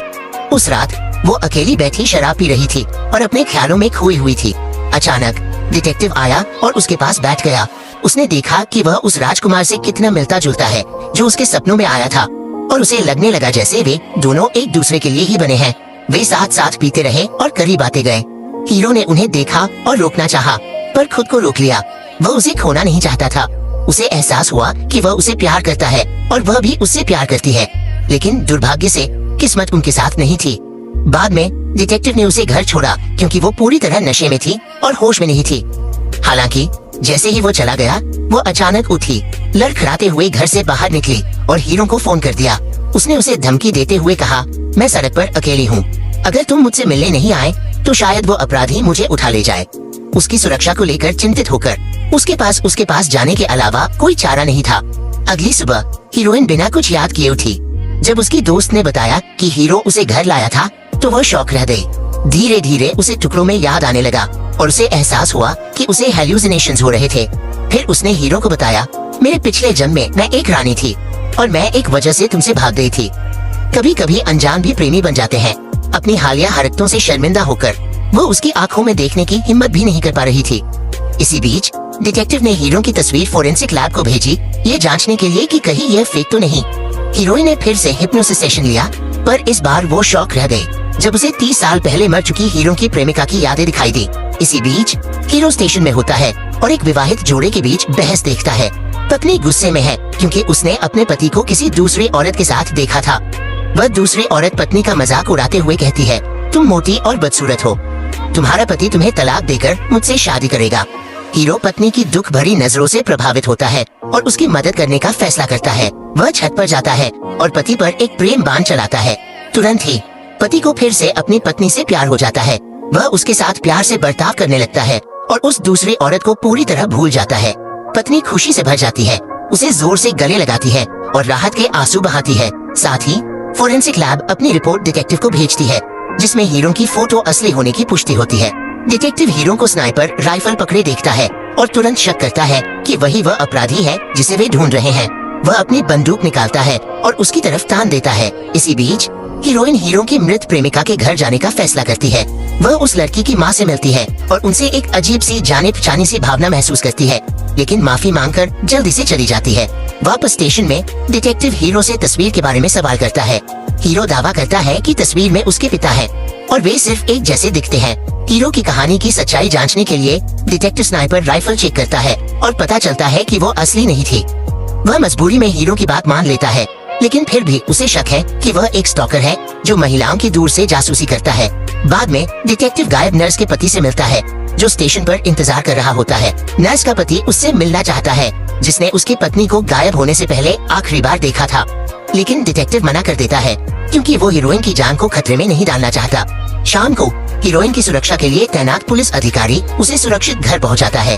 वह बार बार अपने नशे में किए गए कामों के बारे में सोचती रहती है और हीरो के सामने अपने आप को थोपने के लिए शर्मिंदा महसूस करती है। शर्म के मारे वह उससे दूर रहने की कोशिश करती है। अगले दिन क्लिनिक का काम खत्म करने के बाद वह हैरान हो जाती है जब गायब नर्स का पति उसे वहाँ इंतजार करते हुए मिलता है। वह बात करने की गुजारिश करता है और वह अनिच्छा से हाँ कर देती है। वह उसे बताता है कि उसने उसे स्टेशन में देखा था और जानता है कि वही उसकी पत्नी से गायब होने से पहले आखिरी बार बात करने वाली व्यक्ति थी। वह उससे पूछता है कि उसकी पत्नी ने गायब होने से पहले क्या कहा था।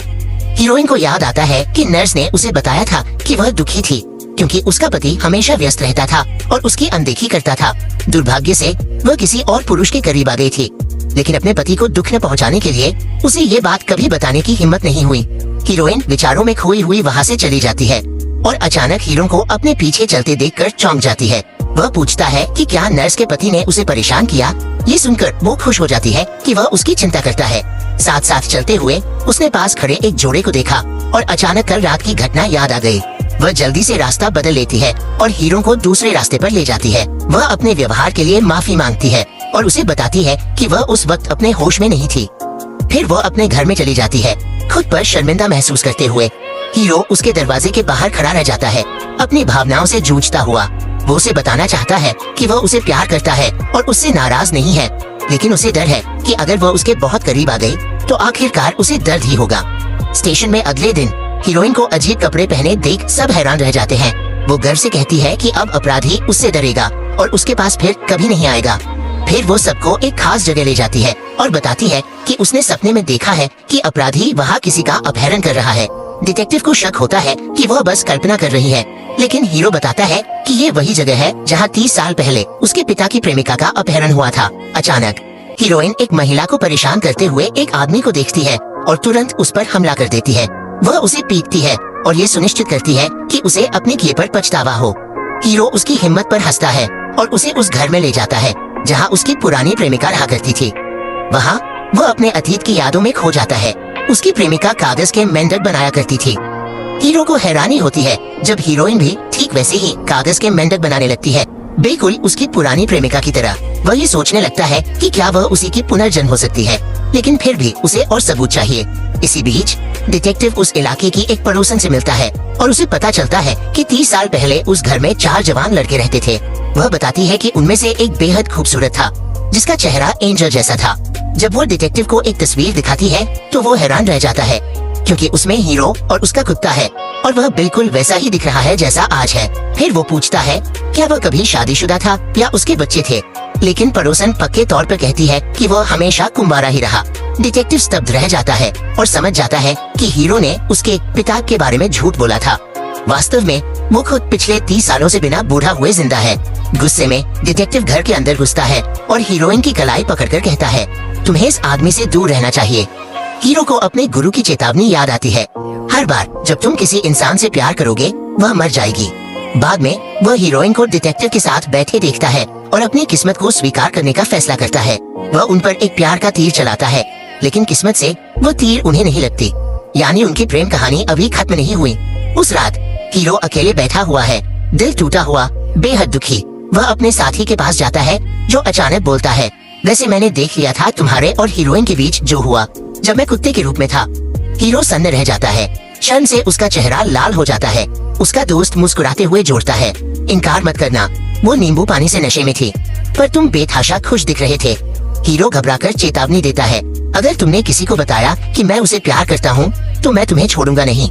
उसका दोस्त सिर्फ हंसता है और जवाब देता है, मुझे पहले से पता है कि तुम उसे चाहते हो, पर अजीब बात यह है कि अभी तक कुछ बुरा नहीं हुआ। शायद वो इंसान नहीं है, शायद वह भी हमारी तरह एक एंजल है।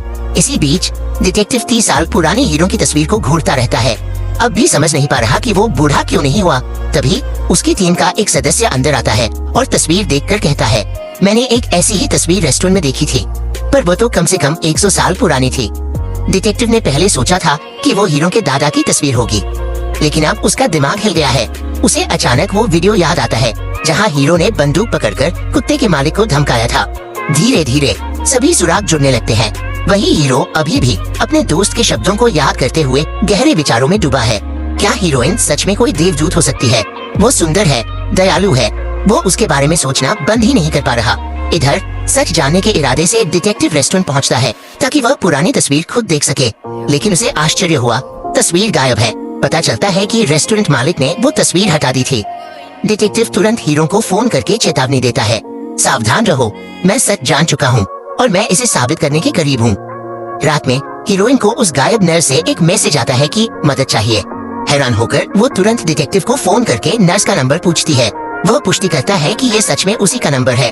हीरोइन उसे ये नहीं बताती कि उसे अभी उसी से कॉल आया था। बिना समय गवाए वो फोन काटती है, अपनी कार में बैठती है और मैसेज में दिए गए पते पर निकल पड़ती है। हीरोइन पर नजर रखने वाला ऑफिसर ध्यान नहीं देता कि हीरोइन निकल चुकी है। डिटेक्टिव को शक होता है और वह अपने साथी से कहता है, नर्स का फोन ट्रैक करो अभी। जल्दी ही पता चलता है कि वो फोन अभी अभी ऑन हुआ था और उससे हीरोइन को मैसेज भेजा गया था। उसकी आंखें डर से फैल जाती है। ये एक जाल है, वो खतरे में है। बिना एक सेकंड गवाए वो उसे बचाने के लिए दौड़ पड़ता है। इस बीच हीरोइन उस जगह पहुंचती है और हैरान होती है कि डिटेक्टिव वहां नहीं है। वह भी घटना का पता लगाता है और उसे फोन करने की कोशिश करता है, लेकिन वह जवाब नहीं देती।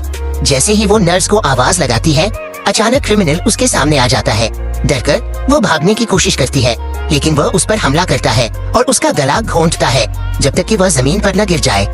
जैसे ही वह उसे मारने के लिए आगे बढ़ता है, पुलिस की सायरन की आवाज सुनकर वह डरकर भाग जाता है। जब हीरो वहां पहुंचता है तो वह एक ढके हुए शव को देखकर सोचता है कि ये हीरोइन है। दुख से व्याकुल होकर उसे राहत मिलती है जब पता चलता है कि मृतक असल में नर्स है। फिर उसे पता चलता है कि हीरोइन अभी जिंदा है, लेकिन सिर में चोट लगने के कारण अस्पताल में ऑपरेशन चल रहा है। बेहोशी की हालत में वो 500 साल पहले के अपने पिछले जीवन का सपना देखती है।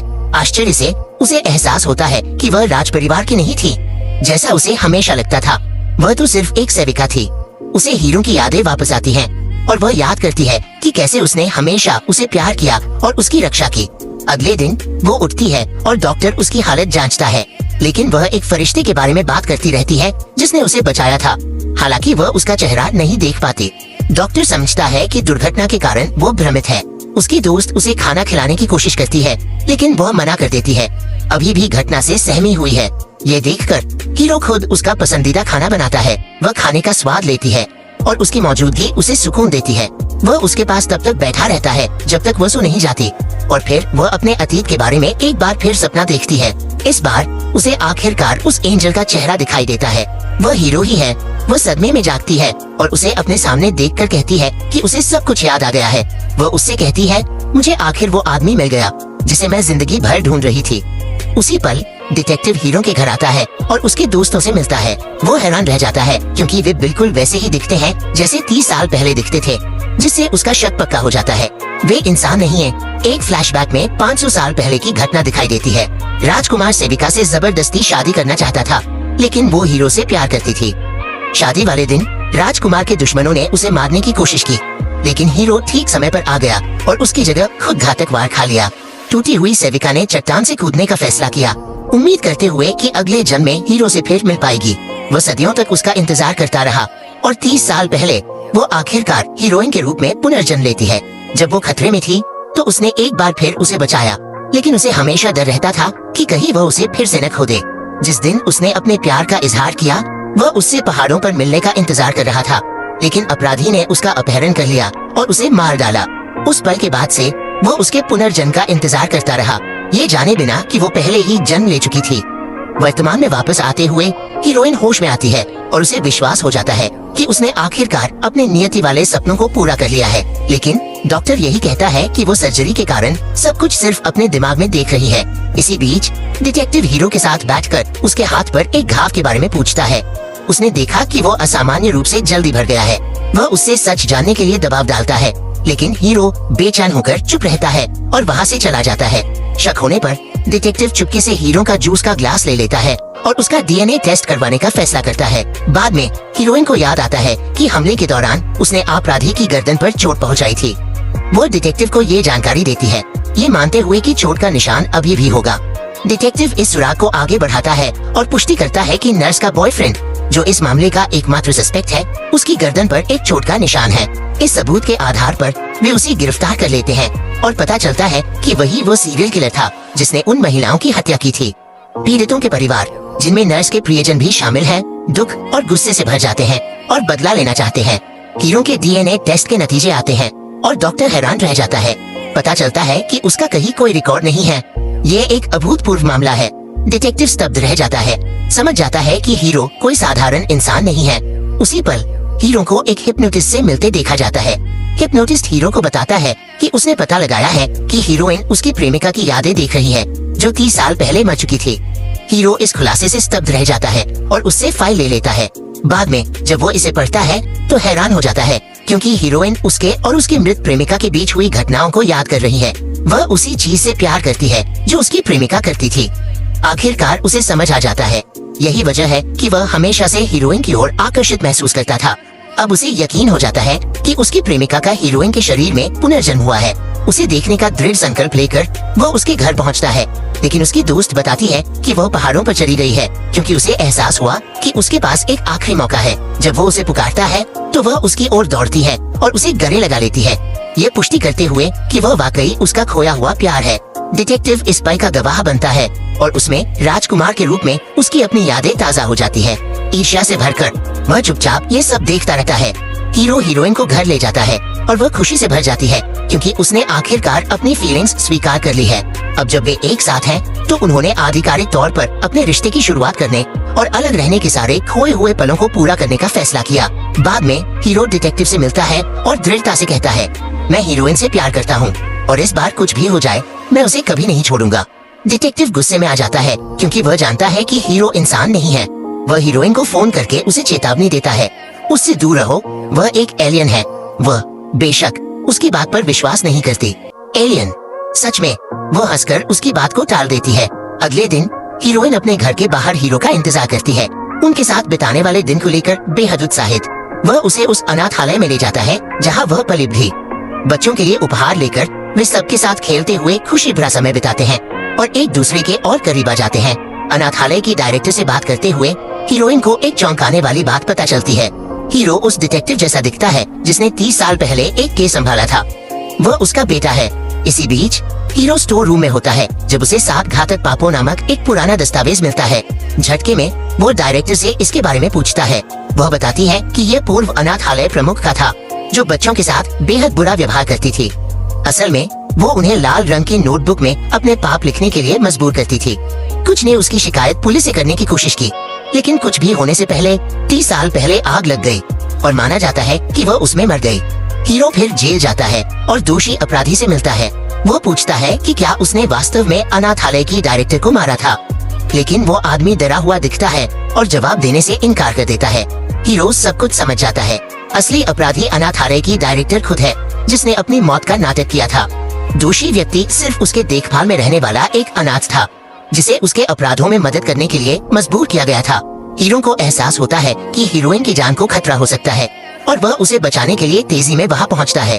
उसी पल हीरोइन क्लिनिक में होती है जब एक रहस्यमय आदमी अंदर आता है। उसका चेहरा छिपा हुआ है और उसके साथ एक कुत्ता है। हीरोइन उसे देखकर चौंक जाती है, लेकिन चिंता मत कीजिए प्यारे दर्शकों, क्योंकि उसी पल उसे अपने पिछले जन्म के परिवार के परिचित चेहरे दिखाई देते हैं। वह उनके साथ एक अजीब सा जुड़ाव महसूस करती है। उनका कुत्ता गंभीर हालत में होता है, इसलिए हीरोइन सर्जरी करती है और उसकी जान बचाने में सफल हो जाती है। वह उन्हें आश्वस्त करती है कि उनका कुत्ता ठीक हो जाएगा। पता चलता है कि डिटेक्टिव ने रास्ते में उन्हें देखा था और क्लिनिक तक ले आया था। हीरो अंततः वहां पहुंचता है, हीरोइन की सुरक्षा को लेकर चिंतित, लेकिन वह उसे विश्वास दिलाती है कि वह सुरक्षित है। तभी वह रहस्यमय परिवार हीरो को पहचान लेता है। वे उसकी पूर्व प्रेमिका के परिवार वाले थे। वे अविश्वास से उसे घूरते हैं, क्योंकि वह उस डिटेक्टिव के जैसा दिखता है जिसने 30 साल पहले उनकी बेटी के मामले की जांच की थी। लेकिन वे जल्द ही अपनी गलती समझ जाते हैं और हीरो अपने शब्दों से उन्हें शांत करके शांति से जाने के लिए मना लेता है। परंतु डिटेक्टिव का संदेह बना रहता है। हीरो और डिटेक्टिव के बीच तनाव बढ़ता है और ये तकरार में बदल जाता है। हीरोइन निराश होकर उनसे लड़ना बंद करने और सिर्फ साथ मिलकर रहने की गुजारिश करती है, लेकिन डिटेक्टिव मानने से इनकार कर देता है। उसे पूरा यकीन है कि हीरो कोई एलियन है। अगले दिन वह पुलिस स्टेशन लौटता है और पुराने केस फाइलों को फिर से जांचता है। उसकी नजर पड़ती है कि गवाहों ने हत्यारे को एक छोटे कद का व्यक्ति बताया था। लेकिन जिसे उन्होंने गिरफ्तार किया था वह लंबा था। इससे वो निष्कर्ष निकालता है कि असली अपराधी का कोई साथी था। सच्चाई उजागर करने के लिए दृढ़ संकल्पित, वह अपने पिछले जन्म की यादों को पुनर्जीवित करने के लिए हिप्नोटिस्ट के पास जाने का फैसला करता है। डिटेक्टिव को अपने पिछले जीवन के दृश्य दिखाई देने लगते हैं और उसे एहसास होता है कि वह कभी एक राजकुमार था। इसी बीच हीरोइन हीरो के पुराने घर जाती है और वहाँ अपनी अंगूठियाँ और पिछले जन्म में बनाए गए अपने चित्रों को खोज निकालती है। जैसे जैसे वो चारों ओर देखती है, यादें उमड़ने लगती है। जब वो बाहर निकलती है तो हैरान रह जाती है, क्योंकि हीरो ने बगीचे को उसके पसंदीदा फूलों और रोशनियों से सजा दिया है। अब वो पूरी तरह समझ चुका है कि वो उसकी पिछले जन्म की प्रेमिका थी और इस बार वो उसे फिर से खोने को तैयार नहीं है। वह उसे उसके परिवार के घर ले जाता, हालांकि वे उसे अपनी बेटी के रूप में नहीं पहचानते।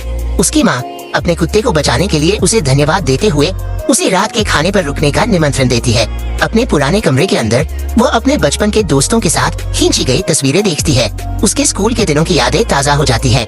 साथ ही इस दर्दनाक सच का एहसास कि वो कम उम्र में ही मर गई थी। भावनाओं से अभिभूत होकर वह फूट फूट कर रोने लगती है। रात के खाने के दौरान उसका परिवार उसे अपने बीच पाकर खुश होता है। वह उनसे विनती करती है कि वे उसे अपनी बेटी की तरह माने और उसे मौका मिलने पर हमेशा मिलने आने दे। हीरो गहराई से भावुक होकर उसके लिए दुख महसूस करता है। वह एक अनाथालय में पली भी थी, परिवार के प्यार के लिए तरसती थी। खाने के बाद वो उसे घर छोड़ने निकलता है। हीरोइन उसे धन्यवाद देती हुई कहती है, अब मैं तुम्हें अपने परिवार की तरह देखती हूँ और तुम्हें अपनी जिंदगी में पाकर आभारी हूँ। तभी अचानक उसका हाथ चमकने लगता है। आश्चर्यजनक रूप से हीरोइन उसे शांत करते हुए कहती है, चाहे तुम जो भी हो, मैं तुम्हें बिना शर्त प्यार करती हूँ। वह करीब आती है और उसे चूम लेती है। इसी बीच डिटेक्टिव हीरो के पुराने घर जाता है और हीरोइन द्वारा पिछले जन्म में बनाए गए चित्रों को खोज निकालता है। वह हीरो का सामना करता है और सच जानने की मांग करता है।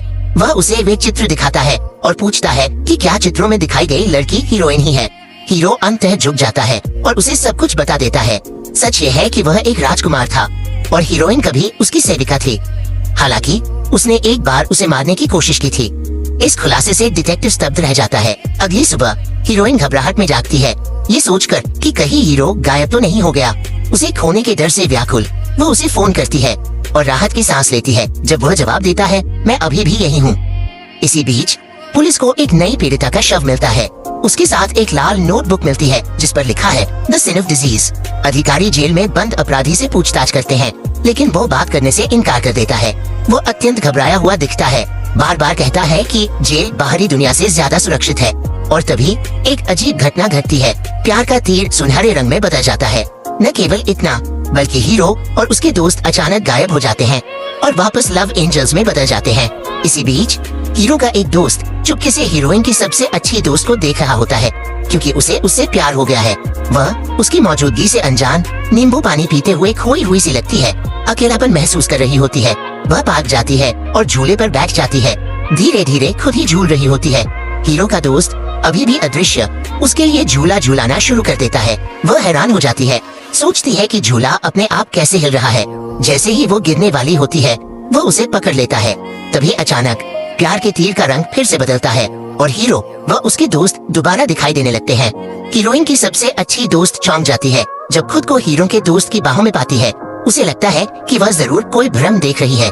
इसी दौरान हीरो हीरोइन से मिलता है। उसे फिर से देखकर वो खुशी से झूम उठती है और उसकी बाहों में भाग जाती है। वे साथ में दिन बिताने का फैसला करते हैं। अगले दिन जब हीरोइन क्लिनिक में होती है तो मृत नर्स का पति अचानक अपने घायल कुत्ते के साथ वहाँ आता है। उसकी हालत गंभीर होती है और वो तुरंत उसका इलाज शुरू कर देती है। इसी बीच डिटेक्टिव कैदी की सेल में जाता है, लेकिन पाता है कि वो मर चुका है। उसके पास एक और लाल नोटबुक पड़ी है जिस पर इस बार लिखा है द सिन ऑफ नेबर। इस पैटर्न को समझकर डिटेक्टिव जान जाता है कि अब हीरोइन गंभीर खतरे में है। वो अंतिम जीवित गवाह है। क्लिनिक में वह कुत्ते की सर्जरी कर रही होती है जब अचानक नर्स का पति उसके पास आता है। जैसे ही वो उसकी आवाज सुनती है और उसके व्यवहार को देखती है, यादें ताज़ा हो जाती है। वह उसे उस अपराधी के रूप में पहचान लेती है जिससे वह पहले मिल चुकी है। डर उसे जकड़ लेता है। फ्लैशबैक, जब उसने अपनी पत्नी को उसके प्रेमी के साथ धोखा देते पकड़ा तो उसने उसे मारने और प्रेमी को फंसाने का फैसला किया। अब पता चलता है कि जेल में कैदी को भी उसी ने मारा था। सच सामने आ जाता है, वही असली हत्यारा है। वह धीरे धीरे हीरोइन की ओर बढ़ता है, लेकिन वह अपना साहस जुटाती है। शांत दिखावट करते हुए वो सब कुछ ठीक होने का नाटक करती है और उसे बाहर इंतजार करने को कहती है। हालांकि वह जान चुकी है कि कुछ गड़बड़ है। बाहर निकलते ही वो सोचने लगता है कि उससे कैसे छुटकारा पाया जाए। सर्जरी पूरी करने के बाद हीरोइन उसका सामना करती है। वो उसे बताती है कि कुत्ते की चोट गंभीर थी, उसके सिर पर वार किया गया था, फिर भी वो तुरंत नहीं गिरा, जो उसके बयान से मेल नहीं खाता। घबराते हुए वो झूठ बोलता है, कुत्ता गुम हो गया था, जब मैंने उसे ढूंढा तो वो पहले से ही घायल था। वह उससे कुत्ते की अच्छी देखभाल करने को कहता है और जल्दी से वहाँ से चला जाता है। थोड़ी देर बाद डिटेक्टिव और हीरो एक साथ क्लिनिक पहुँचते हैं हीरोइन की खैरियत जांचने। वे तुरंत समझ जाते हैं कि कुछ गड़बड़ है। वह घबराई हुई और डरी हुई लग रही है। वो उन्हें बताती है कि जब वो कुत्ते की सर्जरी कर रही थी तो नर्स का पति अंदर आया था और अब उसे यकीन हो गया है कि वही हत्यारा है। हीरोइन को शक होने लगता है कि कुत्ते के मालिक ने ही उसे ये चोट पहुंचाई थी। इसी बीच डिटेक्टिव हीरो को बताता है कि जिस संदिग्ध को उन्होंने गिरफ्तार किया था वह मर चुका है। उसके पास एक लाल नोटबुक मिली थी जो साबित करती है कि वो असली हत्यारा नहीं था। हीरो और डिटेक्टिव समझ जाते हैं कि उनके पास एक साथ काम करने के अलावा कोई चारा नहीं है। वे शहर के हर घर की तलाशी लेकर असली अपराधी को ढूंढने निकल पड़ते हैं। बाद में हीरो घर लौटता है जहां उसका दोस्त उसे बताता है कि उसे हीरोइन के साथ हमेशा रहने का एक मौका मिला है, लेकिन प्यारे दर्शकों यहाँ एक शर्त है, उसे अपने शरीर के एक खास हिस्से पर तीर लगवाना होगा ताकि वह फिर से बदलने से बच सके। हालांकि इसकी सफलता की संभावना बेहद कम है। अगर ये विफल होता है तो तीर सीधे उसके दिल में लग सकता है जिससे वो तुरंत मर जाएगा। उसके किसी भी दोस्त में ये जोखिम उठाने की हिम्मत नहीं थी। इसी बीच हीरोइन हिप्नोटिस्ट के पास जाती है और उसे बताती है कि वह अब अपने पिछले जन्म की सभी यादों को वापस पाने के लिए तैयार है। उसे उम्मीद है कि ऐसा करने से वो हत्यारे की आवाज पहचान पाएगी और उसे पकड़वाने में मदद कर पाएगी। चूंकि हत्यारा हमेशा मास्क पहनता है और अपना रूप बदलता रहता है, उसकी आवाज पहचानना ही एकमात्र तरीका है। हिप्नोसिसेशन शुरू होता है और उसे 30 साल पहले की घटनाएं याद आने लगती है। उसे याद आता है कि कैसे हत्यारे ने उसका अपहरण किया था और आखिरकार वो उसकी आवाज पहचान लेती है। वही है नर्स का पति। इसी बीच हीरो का दोस्त हीरोइन की सबसे अच्छी दोस्त को सच्चाई बता देता है। आश्चर्यजनक रूप से वो उस पर विश्वास कर लेती है। फिर वह एक अनुरोध करता है। वो चाहता है कि जब तक वो पूरी तरह बदल न जाए वे हर दिन साथ समय बिताए। वह लंबे समय से उससे प्यार करता था और उससे शादी करना चाहता था, लेकिन अब समय नहीं बचा है। वो हाँ कह देती है और इस तरह वे अलग अलग जगहों पर घूमने जाते हैं, साथ में खूबसूरत यादें बनाते हैं। बहुत समय बाद दोनों को सच्ची खुशी महसूस होती है। इस दौरान हीरो अपने बदलाव को टालने की कोशिश करता रहता है। तभी अचानक उसका गुरु उसके सामने प्रकट होता है। बच्चे, तुम मुझे थका रहे हो, तुम अब भी उसकी कीमत नहीं समझे, है ना? तुम्हें छोड़ देना चाहिए, बस अपनी नियति स्वीकार कर लो। लेकिन हीरो सुनने से इनकार कर देता है। मेरी बात सुनो, मैं बदलने से मना करता हूँ। मैं एक इंसान की तरह जीऊंगा और जितना समय बचा है उसे उसके साथ बिताऊंगा। लेकिन रुकिए, उसके गुरु के शब्द चेतावनी जैसे क्यों लग रहे हैं? कुछ तो गड़बड़ है। खतरा भांपते हुए हीरो तुरंत उसे ढूंढने निकल पड़ता है। उसी पल हीरोइन पुलिस स्टेशन में होती है, अपनी आधिकारिक गवाही देने की तैयारी कर रही होती है। वह हत्यारे की पहचान बताती है। उसने उसकी आवाज से उसे पहचान लिया है। डिटेक्टिव उसे सुरक्षा के लिए अपनी गाड़ी में बैठा लेता है। रास्ते में उसे अपनी टीम से फोन आता है। उन्हें हत्यारे का अड्डा मिल गया है, लेकिन डिटेक्टिव की गाड़ी में एक बम है जो कोई नहीं जानता। हीरो बेताबी से हीरोइन को फोन करता है। वह चिल्लाता है, तुरंत गाड़ी से निकलो, लेकिन उसका फोन अचानक बंद हो जाता है और जैसे ही काउंटडाउन 0 पर पहुंचता है, धमाका, गाड़ी आग की लपटों में घिर जाती है। हे भगवान, ये क्या हो रहा है? फ्लैशबैक शुरू होता है। धमाके से एक दिन पहले का दृश्य। उस दिन हीरो हीरोइन को एक खास जगह ले गया था, वही स्थान जहाँ 30 साल पहले उनकी मुलाकात होनी थी। उसकी मृत्यु से पहले वहाँ वो आखिरकार उसे अपने प्यार का इजहार करता है। एक अंगूठी निकालकर प्रपोज करता है। खुशी से भरकर वो हाँ कह देती है। तब वह उसे कुछ महत्वपूर्ण बताता है। उसे अपने रूप बदलने को रोकने का तरीका मिल गया है और इसलिए वह एक इंसान के रूप में जीने का विकल्प चुनता है ताकि वे साथ रह सकें। इसी बीच हीरो का वह दोस्त जो कुत्ते में बदल गया था, वह भी एक जोखिम उठाने का फैसला करता है। उसे खुद हीरो पर तीर चलाना होगा। सारा साहस जुटाकर वह अंततः ऐसा करता है।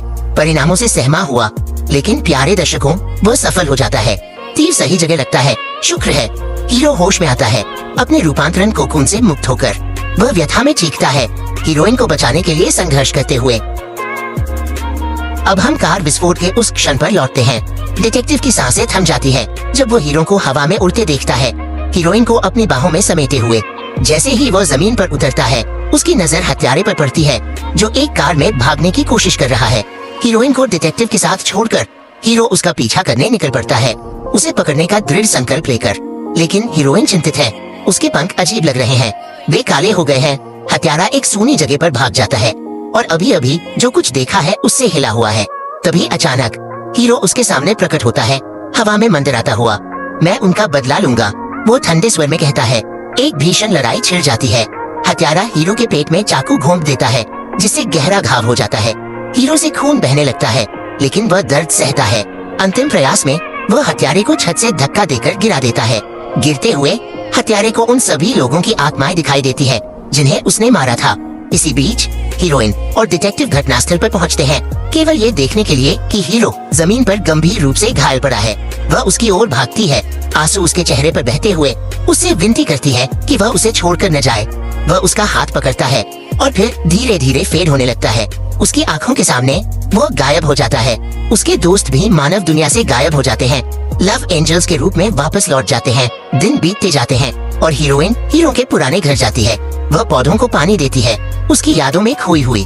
वह उसकी बहुत याद करती है और उसे फिर से देखने के लिए तरसती है। दुख से अभिभूत होकर वह अपने कमरे में बंद हो जाती है, क्लिनिक जाने से इनकार कर देती है। डिटेक्टिव उससे मिलने आता रहता है, उसकी सहेली के जरिए खाना पहुंचाता है, क्योंकि हीरोइन उससे मिलने से मना कर देती है। एक दिन वो आखिरकार बाहर निकलती है और उससे मिलती है। वो उसे बताती है कि अब वो बेहतर महसूस कर रही है और उससे अनुरोध करती है कि वो आना बंद कर दे। उसकी बातों से आहत होकर वह मान जाता है। जाने से पहले वह उसे एक आखिरी बार गले लगाता है।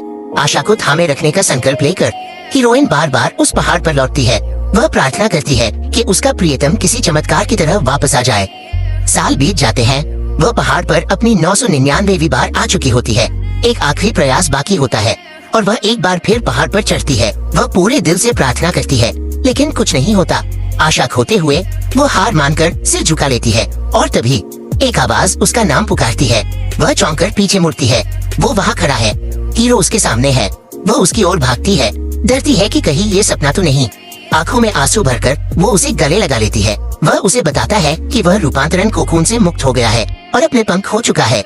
अब वह कोई लव एंजल नहीं रहा, वह उसके साथ रहेगा, एक इंसान की तरह अपना शेष जीवन जीते हुए। दूर से उसका गुरु मुस्कुराते हुए ये सब देखता है। गर्वित है कि हीरो प्रेम के बल पर अपनी नियति बदल पाया।